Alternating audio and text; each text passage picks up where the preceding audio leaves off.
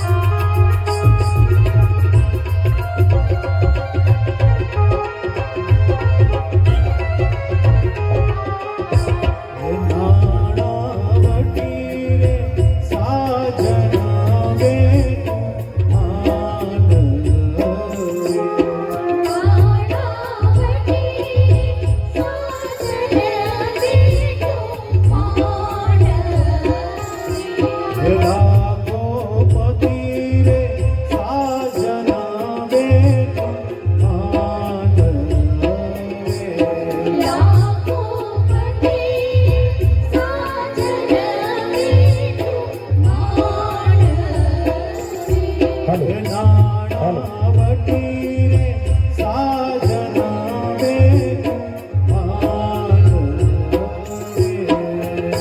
ભાઈ આપણા સમૂહ લગ્નોત્સવના આયોજક એટલે કે મનસુખભાઈના ધર્મપત્ની રસીલાબેન ચૌહાણ અને તેમના પુત્રી બંસીબેન ચૌહાણને વિનંતી છે અહીંયા સ્ટેજ પાસે ઉપસ્થિત થશો. રસીલાબેન અને દીકરી બંસીબેન આવી ગયા ને? ઓકે. આપણે સૌ જેમની આતુરતાપૂર્વક પ્રતીક્ષા કરી રહ્યા છીએ. સાહેબ, એક બે દીકરીઓને આપણે આપણા ઘરની એક દીકરીને પરણાવી હોય ને તો મહિનાઓ સુધી આપણે તૈયારીઓ કરવી પડે. અહીંયા તો એક સાથે 11 દીકરીઓને આજે ચૌહાણ પરિવાર સાસર વાટે વિદાય કરવા જઈ રહ્યો છે અને 11 દીકરીઓના એક સાથે આશીર્વાદ મેળવવાનો શુભ અવસર છે. ત્યારે આપણી વચ્ચે શ્રી મનસુખભાઈ નાગજીભાઈ ચૌહાણ, તેમના ધર્મપત્ની રસીલાબેન ચૌહાણ અને લાડકભાઈ દીકરી બંસીબેન ચૌહાણ ઉપસ્થિત થઈ રહ્યા છે. જબરજસ્ત તાળીઓના ગડગડાટથી તેમને વધાવતા જઈએ અને ગમતાનો ગુલાલ કરતા જઈએ. અહીંયા આટલા મહેમાનો બેઠા હોય અને તમારી આ 50 ગ્રામ તાળી પડે મજા ન આવે. જબરજસ્ત તાળી એક વખત મનસુખભાઈ ચૌહાણ, તેમના ધર્મપત્ની રસીલાબેન અને દીકરી બંસીબેન માટે. પધારો મનસુખભાઈ, આપનું ખૂબ ખૂબ સ્વાગત છે, અભિવાદન છે.